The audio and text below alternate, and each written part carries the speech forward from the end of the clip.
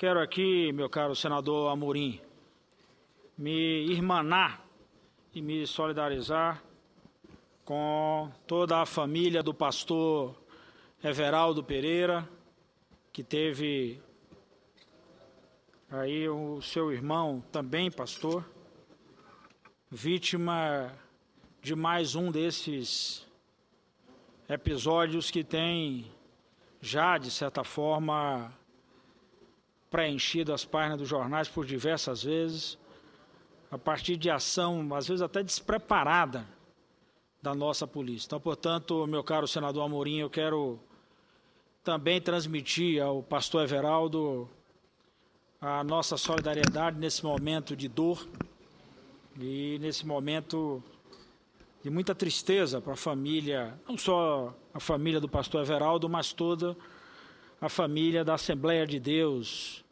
no país, já que o pastor é uma liderança nacional e particularmente a Assembleia de Deus no estado do Rio de Janeiro. Então, muito obrigado e transmitirei ao pastor Everaldo os sentimentos.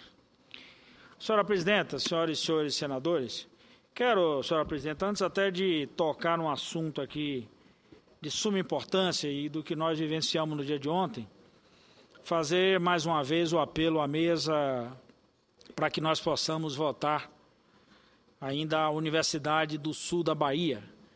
Universidade essa que nós já aprovamos na Comissão de Constituição e Justiça e na Comissão de Educação, e se encontra já na mesa do Senado. Havia uma tática, eu diria, elaborada por nós da bancada da Bahia, eu, a senadora Lídice, o senador João Durval, para que nós aguardássemos a chegada da Universidade do Oeste, que também foi aprovada na Câmara, mas em virtude da Universidade do Oeste ter sido aprovada e ainda vai ter que aguardar as 5 sessões de recurso. Então, o mais correto é que aprovemos a Universidade do Sul, que já está aqui, e assim que chegar a esta casa, a Universidade Federal do Oeste Baiano, nós também faremos o mesmo procedimento, trazer a este plenário para que a matéria possa ser aprovada. Senador Walter Pinheiro, a doutora Cláudia Lira, secretária da mesa, diretora da mesa, informa que está pautada a votação dessa iniciativa importante dos senadores da Bahia, que é a Universidade Federal do Sul da Bahia, para o dia 30 de abril. Já está pautado, senador Walter Pinheiro. Ok, senadora, muito obrigado. Então, portanto, com isso a gente dá um passo significativo para mais uma universidade na Bahia. E a ideia, senadora Ana Amélia, não é nenhuma agonia sem justificativa. É para que todos os encaminhamentos possam acontecer de modo que nós tenhamos já em 2014 os primeiros alunos e essa universidade funcionando.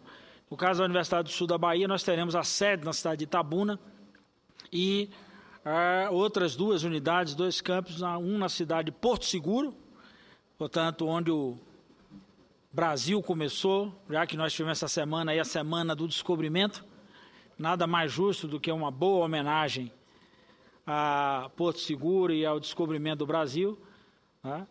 Onde o Brasil começou, mas não onde nós não começamos com universidade. Então, estamos chegando já com certa dose de atraso, mas conseguimos, de certa forma, superar diversas barreiras para que chegasse lá. E também na cidade de Teixeira de Freitas.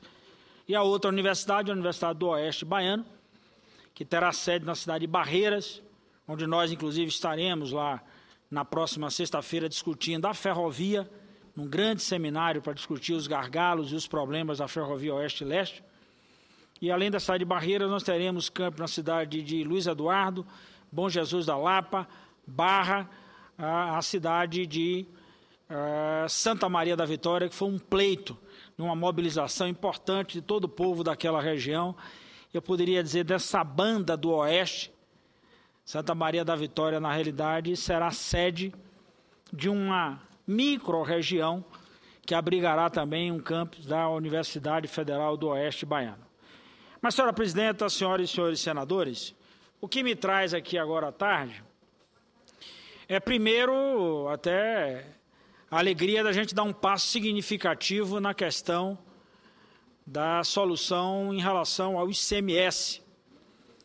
Tivemos agora na Comissão de Assuntos Econômicos a possibilidade de amanhã de manhã se dar um passo significativo e, ao mesmo tempo, o encaminhamento para que nós possamos chegar com uma outra solução.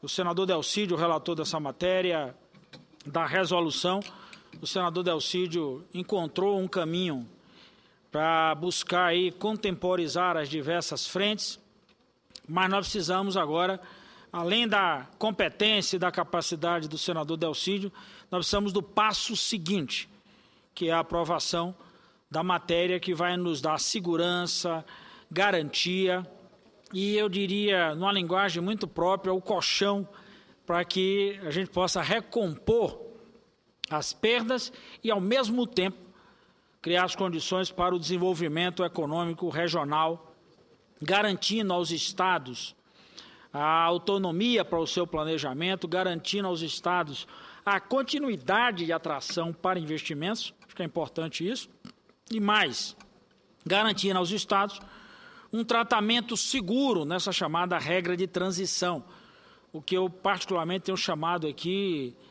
de situação existente, ou situações existentes e situações em curso, ou seja, aquilo que se processa nessa relação com diversos estados.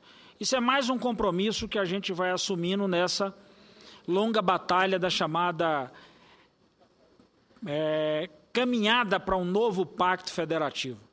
Já fizemos aqui o ICMS importação, aprovamos o comércio eletrônico na Câmara, apesar de não ter aprovado, no Senado, apesar de ainda não ter aprovado na Câmara.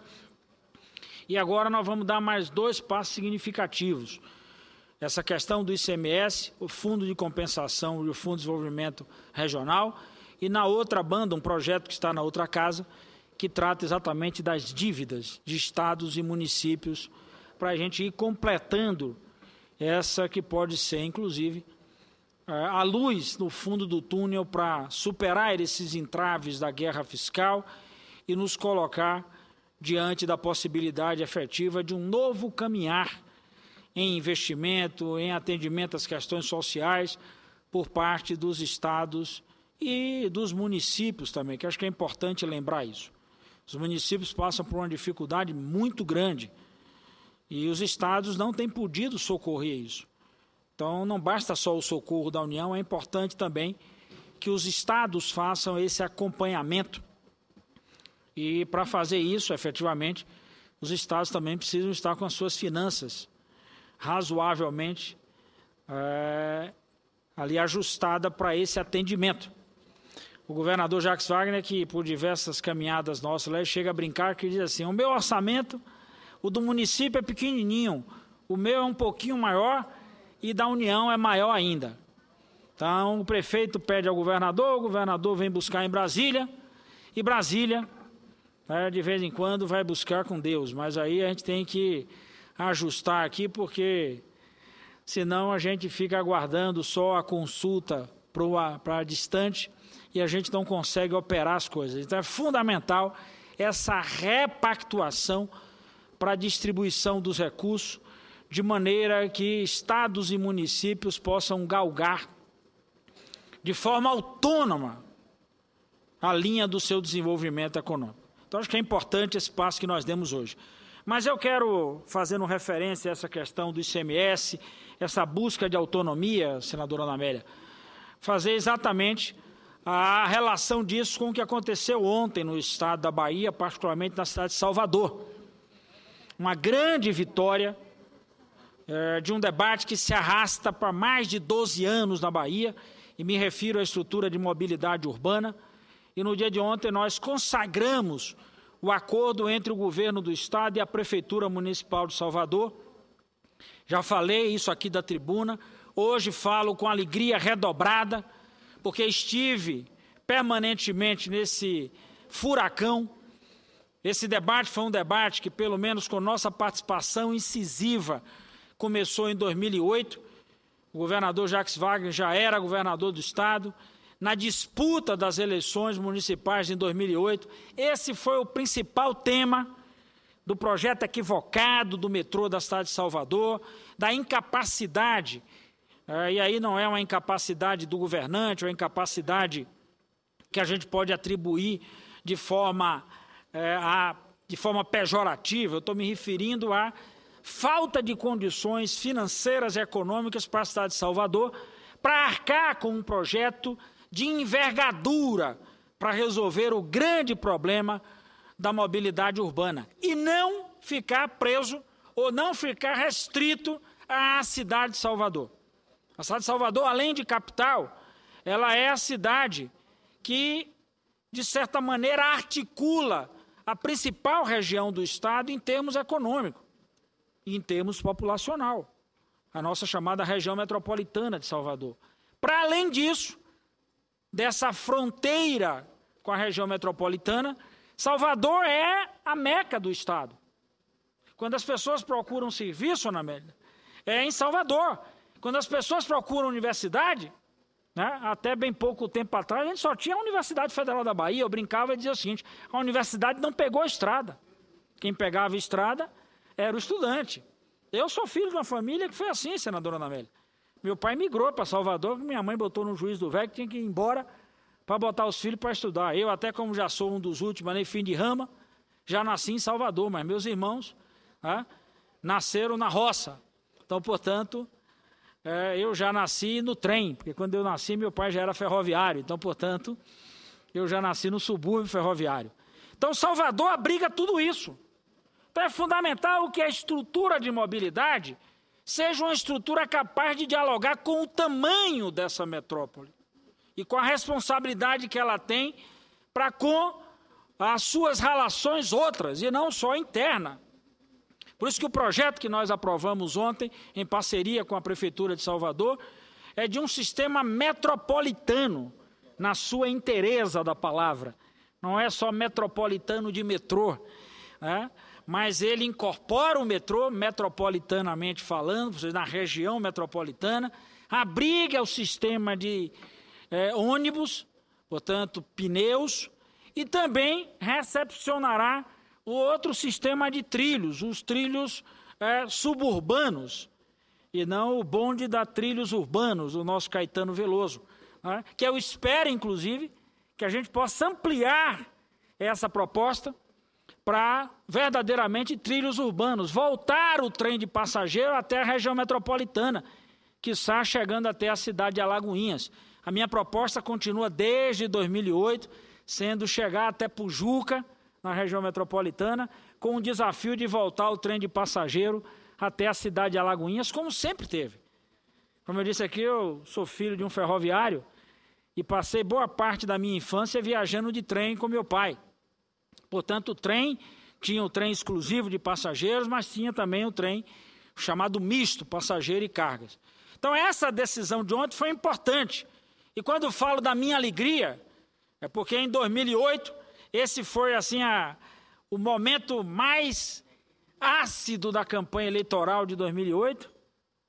Não logrei êxito naquela disputa, fui para o segundo turno e o meu projeto foi adiado. Eu nunca admito a derrota, porque as etapas da vida nós disputamos. Então, a nossa chamada etapa de chegada é adiada um pouquinho. Naquela ali eu não cheguei. Meu caminho alongou-se e, portanto, esse caminho alongado me trouxe até o Senado da República. Mas esse foi o debate central. Nós reclamávamos do erro do projeto.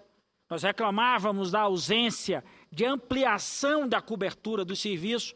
Nós reclamávamos da ausência de uma integração de todos os modais e reclamávamos, inclusive, daquela decisão absurda de Salvador ter uma empresa para cuidar de metrô. Era o único município brasileiro que tinha uma empresa de metrô. Um único. Então, portanto, não adianta nem citar os outros aqui, porque Salvador era o único e o metrô nunca funcionou. 12 anos, quase 13. Eu, inclusive, cheguei na campanha de batizar o metrô de metrô calça curta. Depois, em 2009, na Secretaria do Planejamento, eu tive a oportunidade de trabalhar com isso diretamente, em conjunto com a Secretaria de Desenvolvimento Urbano, e nós ampliamos a discussão do projeto, que era não só terminar essa linha 1, com o seu tramo 1 e tramo 2, agregar uma segunda linha pela paralela chegando à cidade de Lauro de Freitas e fazer com que o metrô pudesse chegar na maior aglomeração da cidade de Salvador, a região de Cajazeiras. Assim como também a mudança na infraestrutura da cidade, com novos corredores, novas avenidas, a eliminação de pontos críticos na cidade, cruzamentos que engarrafam e que não permitem que a cidade se mova. Além do transporte, é importante também pensar numa cidade do ponto de vista de quem anda a pé, de quem anda de bicicleta. Salvador é uma cidade das mais bonitas, mas eu sempre, desde 2009, que eu me bato com isso lá na CEPLAN, que eu digo assim, Salvador não tem passeio. O centro mais importante hoje da cidade, que eu chamo inclusive de cotovelo, porque tudo passa por ali, não tem passeio. E é um lugar de aglomeração, as pessoas dividem, Paim, um estreito passeio com uma larga avenida cheia de carros. Então, portanto, a decisão de ontem da Prefeitura de aceitar transferir para a cidade de Salvador o controle dessa empresa e, ao mesmo tempo, o Estado, e aí nessa captação de recursos que o governador Jacques Wagner fez aqui junto ao governo federal, junto ao BIRD, junto ao BIRD, junto ao BNDES, a Bahia vai entrar com recursos não só para esse metrô, terminar o tramo 2, construir a linha, terminar o tramo 2 da linha 1, construir a linha 2, colocar os dois sistemas para funcionar, ampliar as ligações com o subúrbio ferroviário, colocar o trem do subúrbio verdadeiramente no trilho, refazer o caminho do trilho na direção da volta do trem de passageiros, como também diversas intervenções urbanas, como a 29 de março, Gal Costa, Pinto de Aguiar, Orlando Gomes, e no dia de hoje, inclusive, o governador assinou mais uma ordem de serviço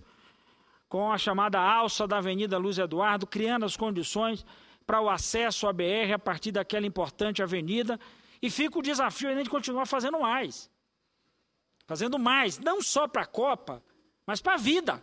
A Copa passa, e a vida continua, inclusive. Então, portanto, eu diria que o dia de ontem foi um dia de festa para toda a Bahia, para a cidade de Salvador e Lauro de Freitas, particularmente, por conta da assinatura desse serviço, mas para a Bahia porque a sua capital, a sua região metropolitana, as cidades ali do entorno, a própria transferência da rodoviária, que é outro desafio, e a transferência do Detran, a reorganização do sistema de mobilidade, a possibilidade de você abrir os caminhos de Salvador. Essa é eu diria, uma esperança do povo soteropolitano, que assistiu nos últimos 13 anos um metrô ser construído, que antes era assim, era para ser no chão, daqui a pouco botaram por cima, quando estava lá em cima, disse agora desce, daqui a pouco sobe de novo, e o soteropolitano, ou o baiano de um modo geral, esses viram o metrô subir e descer e não viram o metrô rodar hora nenhuma. Então, portanto, enche-se de esperança aí o povo baiano, para que a gente possa, de uma vez por todas, reestruturar a nossa cidade, para quem nela vive e para quem nela tem a referência do turismo, da possibilidade de transitar pelas nossas belezas, de conhecer, eu diria, inclusive, a beleza mais importante da cidade de Salvador, que é o seu povo. Então, portanto, foi um dia de muita alegria e volto a insistir, para mim particularmente, porque eu estive no governo, acompanhei todo esse sofrimento de nossa parte, porque a gente ficou naquele embate sem poder realizar, enfrentamos, inclusive, um diálogo muito pesado, que era um diálogo completamente equivocado, do pneu versus trilhos. O correto é a gente trabalhar sistemas integrados, ampliar uma cidade como Salvador, abrir mão de ter metrô. Medo de quê, pelo amor de Deus? E eu ainda vou mais, acho que daqui um passo adiante nós vamos ter que integrar com o sistema ali das nossas barcas. Eu ontem, inclusive, dizia isso numa rádio lá em Salvador, senadora Ana Amélia. Quando me casei logo, eu fui morar no subúrbio ferroviário. Eu era um jovem de 18 anos, minha mulher uma criança de 16. E me lembro que na primeira gravidez de minha mulher, ela estudava no colégio João Florencio, ali na Ribeira, e minha mulher tinha que pegar o trem, descer na estação de plataforma, pegar a barca, atravessar num barquinho ali até o outro lado da Ribeira e ir para a sua escola ali, andando, já que quando nós casamos nós éramos 2 jovens estudantes. Então, portanto, minha esperança é que os jovens e que todos de Salvador possam continuar tendo de Salvador essa proeza de lhe permitir transitar, circular, andar de forma confortável, de preço módico e principalmente com segurança, confiabilidade e conforto. Portanto, fica aqui mais uma vez meus parabéns ao governador e até ao prefeito Assemineto. Acho que é importante fazer isso, fazer esse registro, né? Porque o prefeito usou de uma posição muito republicana, como disse muito bem o governador ontem. O governador chegou a dizer o seguinte, senadora Ana Amélia: quando a gente está no posto de governador, a política a gente deixa para o palanque para a hora do momento eleitoral. Na hora de governar, você tem que governar com quem está na cadeira. O povo de Salvador escolheu a Assemineto. Nós temos que respeitar essa escolha do povo. E, portanto, Salvador, com o governo do Estado e mais a cidade de Lauro de Freitas, firmaram esse convênio de ontem, que eu espero, inclusive, que a gente firme mais convênios ainda, inclusive com mais prefeituras, para a gente continuar fazendo grandes coisas e boas obras para o povo baiano e para a Bahia.